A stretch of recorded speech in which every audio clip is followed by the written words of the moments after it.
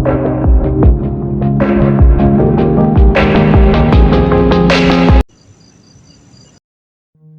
guys, Assalamualaikum warahmatullahi wabarakatuh. How are you today guys? Semoga dalam keadaan sehat ya kalian. Baiklah guys, kali ini saya akan membahas tentang hukuman Allah kepada pembunuh cucu Rasulullah. Story ini juga ada dari sumbernya dan nanti di bawah videonya juga akan saya masukkan dari mana aja ya guys ya berasal storynya ini. Nah, maka dari itu guys, kita nggak usah basa-basi lagi, mari kita ke story-nya guys. Let's go! Hukuman Allah kepada pembunuh cucu Rasulullah ini berawal dari cucu Rasulullah yang bernama Al-Husain. Al-Husain dibunuh secara keji dalam peristiwa Karbala guys, perang Karbala. Cucu kesayangan Nabi Muhammad SAW ini terbunuh bersama sebagian besar pemuda Ahlul Bait.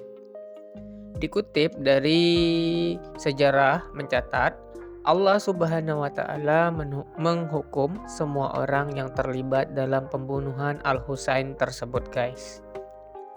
Sayyid Hasan Al-Husaini Az-Zuhri dalam bukunya Hasan dan Husain The Untold Story menuturkan semua orang yang terlibat dalam pembunuhan Al-Husain mendapat hukuman Allah di dunia ini.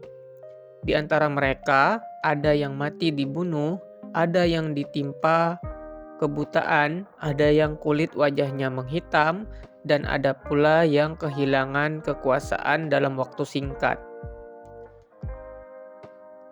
Abu Raja Al-Attaradi menuturkan, janganlah kalian mencela keluarga yang tinggal di tempat ini.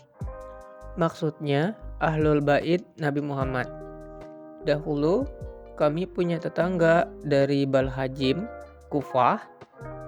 Suatu hari ia berkata, bagaimana pendapat kalian tentang si Fasik bin Fasik yang dilaknat Allah ini? Si Fasik yang dimaksud adalah Al-Husain.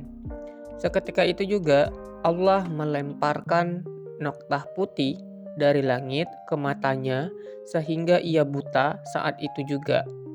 Sungguh aku menyaksikan peristiwa itu dengan mata kepala sendiri. Riwayatnya akan saya tulis di bawah juga ya guys. Atta bin Muslim meriwayatkan dari Ibnu Suddi bahwa ayahnya Suddi bercerita, dahulu kami para budak biasa menjajakan tekstil di perkampungan Karbala. Suatu hari kami bertemu dengan seorang laki-laki yang terlibat dalam pembunuhan Al-Husain.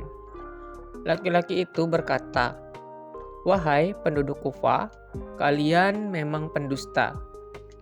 Kalian bilang bahwa semua orang yang terlibat dalam pembunuhan Al-Husain telah dimatikan Allah dalam kondisi sul khatimah atau terbunuh secara keji.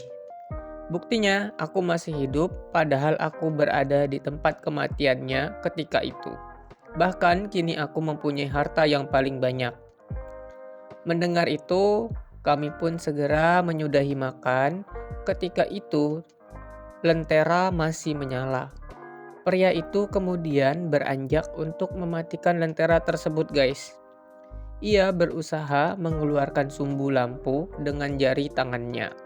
Namun tiba-tiba api itu menyambar jarinya. Ia berusaha memadamkan api tersebut dengan meniupnya. Tetapi ketika jari itu didekatkan ke mulut, api justru menyambar jenggotnya. Ia pun berlari ke kolam lalu menceburkan diri ke dalamnya. Namun, kulihat api itu tetap menyala di dalam air dan membakar tubuhnya sampai hangus seperti arang guys. Dan ini juga bisa dilihat di Tarik Dimashq karya Ibnu Asakir. Sanad riwayatnya ini dhaif guys. Ada banyak riwayat yang mengisahkan hukuman Allah terhadap para pembunuh Al-Husain. dan sebagian besarnya merupakan kisah sahih. Ibnu Katsir menuturkan sebagian besar riwayat tentang petaka yang menimpa para pembunuh Al-Husain adalah sahih. Sedikit sekali dari mereka yang berhasil selamat dari petaka dunia. Tidak seorang pun dari mereka yang mati tanpa menderita sakit sebelumnya, dan kebanyakan mereka menderita penyakit gila. Dan ini juga bisa dilihat di Al-Bidayah wan Nihayah ya guys. Al-Amashi mengatakan, "Aku mendengar perihal seorang laki-laki yang sengaja buang air besar di atas makam Al-Husain bin Ali. Maka Allah menimpakan penyakit gila, lepra, sopak, dan berbagai penyakit serta musibah kepada keluarganya." Ini bisa dilihat juga di Tarik Dimasyik ya guys ya. Para pembunuh Al-Husain dan Ahlul Baitnya juga menjadi buronan yang terus dikejar pasukan Al-Mukhtar bin Abu Ubaid As-Saqafi, seorang yang ingin menuntut balas atas kematian Al-Husain dan Ahlul Baitnya pada tragedi Karbala. Akhirnya pasukan ini berhasil menggelandang mereka satu persatu ke hadapan Al-Mukhtar. Al-Mukhtar lantas memerintahkan untuk membunuh mereka dengan cara yang berbeda-beda sesuai dengan kekejian mereka terhadap Al-Husain ketika itu guys. Ini juga bisa dilihat di Al-Bidayah wan Nihayah. Syamir bin Zuljusyan dibunuh dalam sebuah penyergapan yang dilakukan pasukan Al-Mukhtar. Ketika itu Syamir menghadapi pasukan tersebut tanpa sempat mengenakan baju atau menyentuh pedangnya. Syamir memang sempat melukai mereka guys. Namun Abu Umaroh kemudian berhasil membunuhnya. Jasadnya lalu dilemparkan untuk makanan anjing guys. Dan ini juga bisa dilihat di Al-Alam karya Az-Zarqali.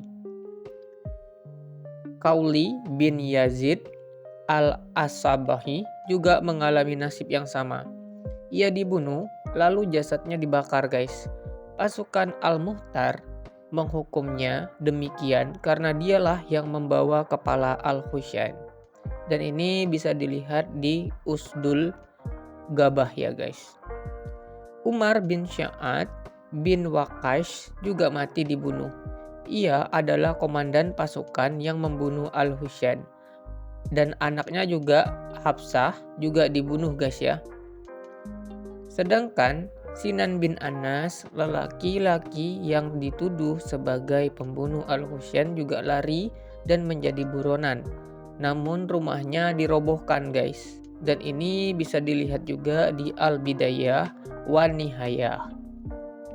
Adapun Hakim bin Taufail At-Ta'i, orang yang memanah Al-Husain, ia juga dibunuh pasukan Al-Mukhtar. Demikian pula dengan nasib Umar bin Sabah As-Sahad. Dan ini bisa dilihat di Tarik Ibnu Khaldun ya guys ya. Menurut catatan Ibnu Khaldun, Al-Mukhtar terus memburu para pembunuh Al-Husain. Setelah mendapatkan informasi tentang keberadaan Ubaidullah bin Asad al-Juhani, Malik bin Nasir al-Kindi, dan Hamil bin Malik al-Muharibi, yaitu di wilayah Qadisiyah, ia langsung meringkus dan membunuh mereka.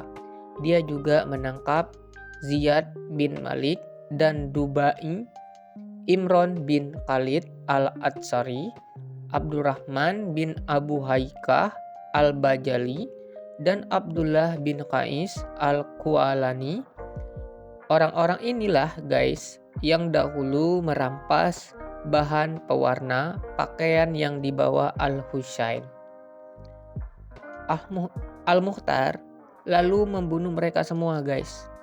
Abdullah atau Abdurrahman bin Talhah dan Abdullah bin Wuhaib al-Mahdani, yaitu sepupu Al-Amashi, juga ditangkap dan dibunuh. Utsman bin Khalid al-Juhani dan Abu Asma Bishyar bin Samit al-Kabishi juga bernasib sama. Keduanya terlibat dalam pembunuhan Abdurrahman bin Aqil dan merampas barang-barang miliknya. Setelah ditangkap, keduanya dibunuh dan dibakar guys. Dan ini bisa dilihat di Tarik Ibnu Khaldun. Dan para pembunuh Al-Husain ini guys terus diburu dan dibunuh dengan cara yang berbeda-beda. Jika si pelaku tidak ditemukan guys, maka rumahnya pasti akan dirobohkan guys. Nah guys, selesai sudah guys video saya. Walaupun singkat, semoga ini bisa bermanfaat untuk kalian.